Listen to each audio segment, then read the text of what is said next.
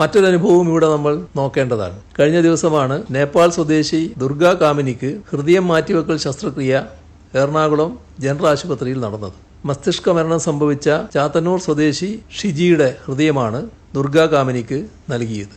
നേപ്പാൾ സ്വദേശിക്ക് ഹൃദയം നൽകിയത് ഒരു മലയാളി. അതിന് നേതൃത്വം നൽകിയത് സർക്കാർ ആശുപത്രിയിലെ മലയാളി ഡോക്ടർമാർ. ഹൃദയവുമായി പറന്നത് സർക്കാരിൻ്റെ ഹെലികോപ്റ്റർ.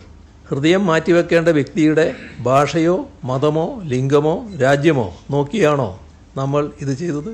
ഇതാണ് കേരളം ഉയർത്തിപ്പിടിക്കുന്ന മഹനീയത, സാഹോദര്യം, മാനവിക മൂല്യം, മാനുഷിക സ്നേഹം. കേരളം അതിൻ്റെ സംസ്കാരം എടുത്തു കാണിക്കുന്ന ഇത്തരം പ്രവൃത്തികൾ ചെയ്യുമ്പോൾ നശീകരണ മനസ്സുള്ളവർ ആ നന്മയെ ഇല്ലാതാക്കാനാണ് ശ്രമിക്കുന്നത്. അത് തിരിച്ചറിഞ്ഞുകൊണ്ടുള്ള ജാഗ്രത കൂടുതൽ ശക്തമാക്കണം എന്നാണ് ആവർത്തിച്ച് ഓർമ്മിപ്പിക്കാനുള്ളത്.